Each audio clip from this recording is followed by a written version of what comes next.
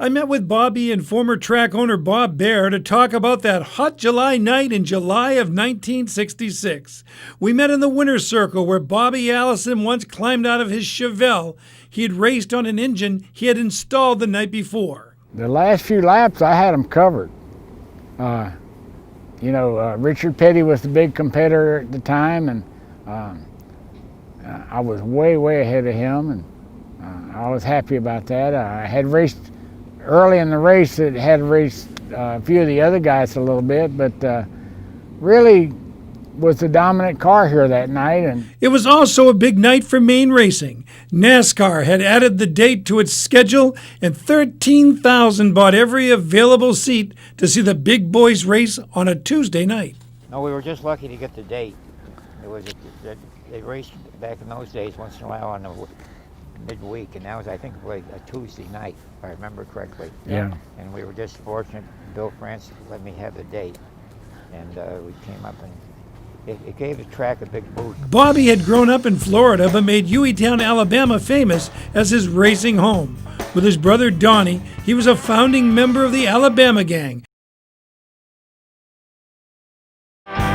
which won more than its fair share of Cup victories and thrilled fans with hard racing for more than 4 decades, which makes Bobby's win at Oxford an important footnote in racing history. Was so enthusiastic, but had not won yet. And to come here with that car and get that first win was just an incredible achievement for me, personal and professional. And he would go on to win 85 races, second only in his day to Richard Petty. Allison liked to run up front and race hard the entire race, which made him a fan favorite.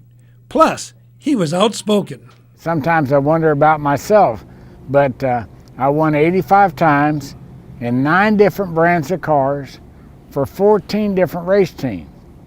Now, I could do pretty good with the steering wheel, but I got fired so many times. It really makes me wonder.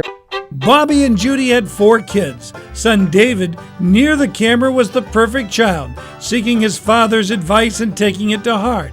Son Clifford, putting up the devil's horns for his brother, was a little less serious.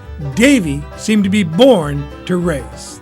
Davy was that high, couldn't walk yet, was sitting between me and his mom in the seat of the pickup truck going through the night with a little modified race car in the trailer behind. And he said, "Udden, udden." And it just tickled me.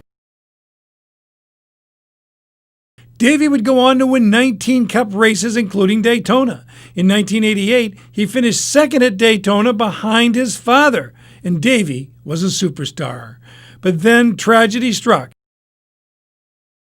An accident at Pocono caused serious head injuries to Bobby, and he had to retire from racing. And I don't remember the accident. Yeah. Don't remember anything about that except I remember a little tiny piece of the driver's meeting that day. 4 years later, son Clifford was killed while practicing for a race in Michigan.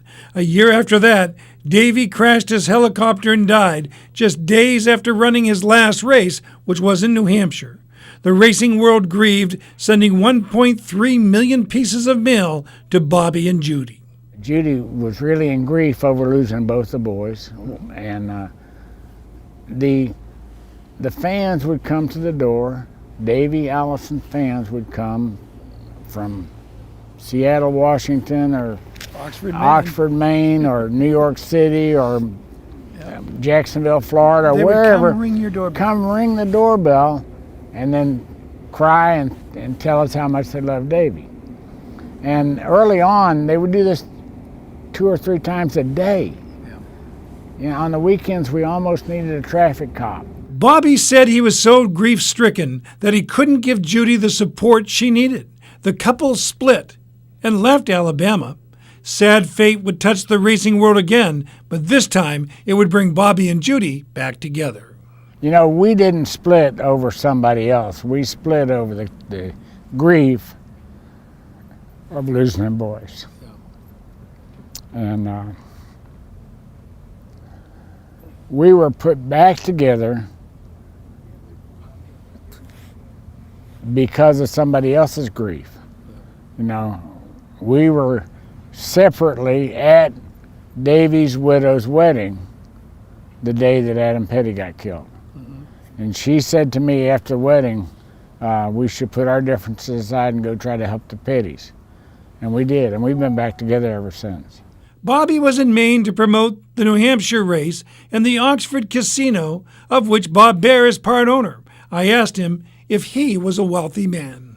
I ended up wealthy, except NASCAR's insurance wasn't any good when I got hurt, and I got to pay all the bills except the very minimum. Their insurance did pay the first $50,000 of the stuff from there. I got to pay all the rest of the bills. It took all my savings, all my antique cars, all but one of my airplanes. I had 3 airplanes. It took 2 of them. I did hang on to the one airplane because that was the experimental one that I had done myself. And hung on to it.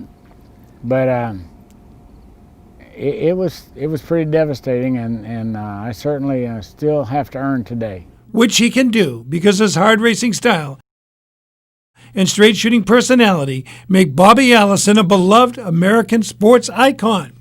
And just think, his first Cup victory was right here at Oxford Plains.